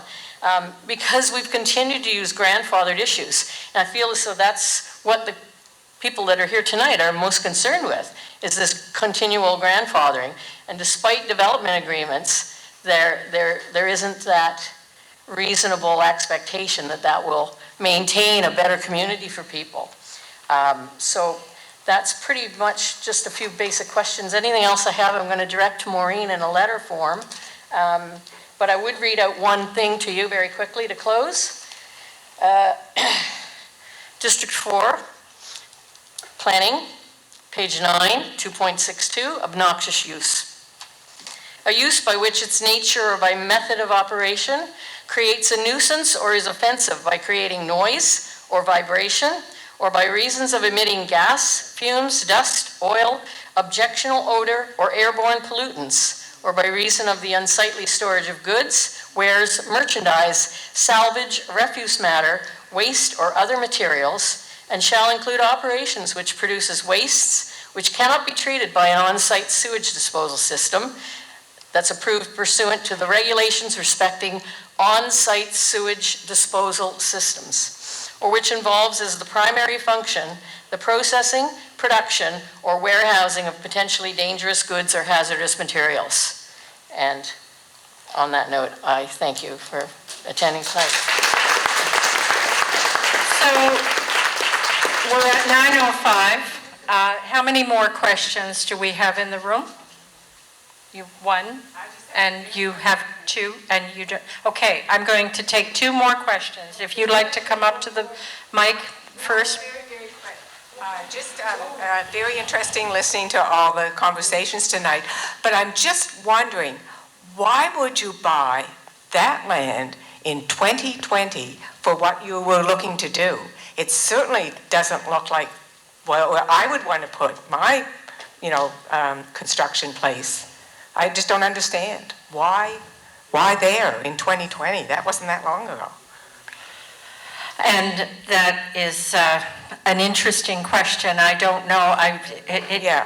The issue at hand, though, there is a proposal on the table that we're, But and also working it to make it happen before it's even approved. Those two things really. That's a really great observation. Boggle my mind and probably everybody else here as well. Thank you for your comment. Sir. Ray, and I'm in Hatchet Lake. It was a question about the footprint of the building. You said it was 1,000 square feet? 40 by 60, so yes. Sorry, my math is 40 by 60 footprint is the building. Right, so it's 2,400 square feet. Yeah, sorry, 2,400 square feet, yes. That was just a point of clarification. Yeah, no, thank you. I thought you said 1,000. Yeah, so, sorry, I had the dimensions on the site plan, but yes, 2,400 square foot building, 40 by 60 dimensions. Okay. Correct, yeah. Thank you. Yeah, of course. That was it. Yeah. Sorry. That's okay. One more question.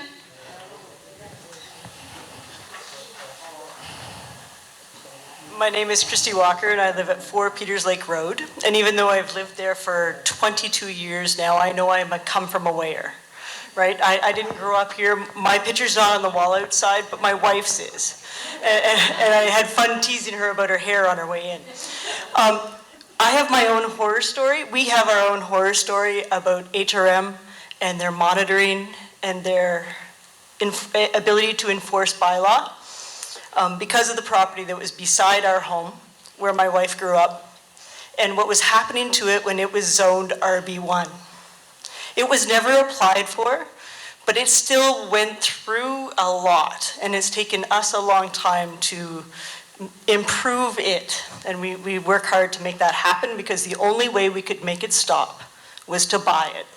And so I reiterate the lack of trust in this room, and that it comes from a good place. That it comes from a good reason. We have been misused for a long time. I also had a question about the footprint, and you repeatedly said you didn't intend to mislead. And yet it was repeatedly said that it was 1,000 square feet was the expectation of the building. I believe what you're hearing is Maureen Ryan telling you that when... No, it was you. Oh, sorry. Thank you. No, thank you. I can't remember your name, but I know you're the planner, and I know that you repeatedly said that the idea was that it would allow for a building up to 1,000 square feet. On a residential property for a cottage Right, development. right. As of right. And yet we are entertaining the idea of a building that is more than twice the size on an RB1 lot that is bordering a protected wilderness area, and on the other side is a wetland. Great observations. That is a process of a plan amendment and a matter that we will take into consideration. But I don't think the consultants or the applicant claimed that it was 1,000 square feet. It's always been advertised. So it was a math issue. Thank you, everyone. I will take ownership threw of a that. lot of people off. Yeah, thank you. I will take ownership of that. The building itself is 40 by 60 square feet. I did not provide proper clarification on what that math equates to. Math is not my strong suit. So, yes, I'm happy to admit with the mistake I said. Thank you for clarifying that. I'm happy, and that's what I'm clarifying at the moment. Thank you. The building is 40 by 60 square feet, and that is what's noted on the plans that have been available. I apologize for my mistake there. I'm happy to have any further conversations and clarifications around that. I am certainly trying my best here to provide as clear facts as I can. The information is available online, and if there are any sort of clarifications that may have come forward, such as that this evening, please follow up with us, with me, with Maureen. I want to reiterate that my door is open to any conversations around this, and that I am really trying, and the intent is not to provide misinformation. I also just want to speak to a bit about the trust piece. I feel that I may have misspoken in saying, and I may have said, just trust me, and that's something I just as a person I am, I just may naturally say in certain situations, especially when I'm speaking about things that I'm passionate about. I don't expect you to trust me, and I'm sorry that if maybe I said that came across, and I totally understand why you wouldn't trust me, or you wouldn't trust Jeff, despite the things we're saying, and I appreciate all the stories you shared this evening and the real situations and impacts you've had. And I just want to reiterate, I hear that, I respect it, I don't expect you to trust me. I'm simply here to share the information about the project and received this feedback today. So I really just wanted to provide clarification around that, that wasn't my intent. I would love for that to be the case. I love to pride myself in being a trustworthy person. I understand why you It's don't, though. not about you. I get that. I want to provide that clarification. I think more the room is more concerned about, or at least I know I'm more concerned about HRM's ability to monitor and to enforce any development agreement that they do agree to. Because what I've learned is that a development agreement, because of our experience with the gas station on the Long Bog too, and having gone through that process for the last 15 years, 12 years, I don't know how long it's been, but every meeting, I go to every meeting. We go to every meeting. But also just that and a development agreement can be a good thing in that we can put stipulations upon, like it gives us more control. But it also means that then we need someone to be able to monitor and enforce. And HRM's ability to enforce, we have learned from personal experience, is not trustworthy, if that makes any sense. And that in our own experience, the only way that we could get them to actually enforce the bylaw was when the city councillor was sitting at my table and could hear the truck tailgates banging. And then when we actually followed the trucks and found out that the snow that was being dumped on that lot was coming from an HRM, from the fire training ground up behind Knights Ridge, and that it was an HRM contract. HRM was paying them to dump on an RB1 lot. May I ask where the property was located? 1378 Prospect Road. Okay. So and it had just nothing, off the map. Yeah, but nothing to do with But this site. it also was the same type I of get experience. your point. So I get where your they point. were already doing the laydown process and the sorting of materials and using an RB1 lot for something that it was not zoned for, and HRM couldn't enforce then. Okay. So my question, I think, is directed to the landowner and basically saying, are you dumping there now? Are you already using this land for what you're applying for? And that is a really good question. I'll ask Mr. Jollymore to answer that. We were dumping material there years and years ago when we first purchased the land. We are not using it for the purpose we intend to currently because we... Yeah. I said several. Would ask that we, let Mr. Jollymore answer that question. Yeah, we're currently not using it for the intended purpose, clearly. We intend to have a maintenance garage, and we currently don't have that. So. Okay. Well, I'm sorry. I have to bring this to a close, ma'am. And only because it was whispered in my ear that there needs to be follow-up. So there was concern from the crowd that, were you dumping there today? No. There was no dump, that tailgate noise that was mentioned before did not come from your land. Okay. So if there was, is there possibility of providing photo evidence that none of that has happened? Because I know Google Maps can show people what happened up until May, but after that, there's nothing recent. So maybe in regards to building trust with the community, you could provide... We will look into that, ma'am. Perfect. I'll take care of that. Now, I want to say thank you to the community of Prospect for coming out here tonight. Hatchet Lake, Brookside, and Goodwood, and Terrence Bay, and all of you, all 13 communities. Your input was fabulous. And I also want to tell you that there is a rural plan, harmonized plan, because we have 14 plans in place covering the former Halifax County that is commencing. And so a lot of your questions about ribbon development and what to do about existing development can be covered under that planning process. But thank you very much for the input that you brought here tonight. I'm going to flip my details up on the screen for additional contact if you want to get in touch with me if you have any additional comments. My next step is to compile a what we heard report from here tonight, and you'll see that posted on the website in the near future. Oh, thank you for doing that. So do reach out if you have any further questions or comments. Thank you so much for coming here.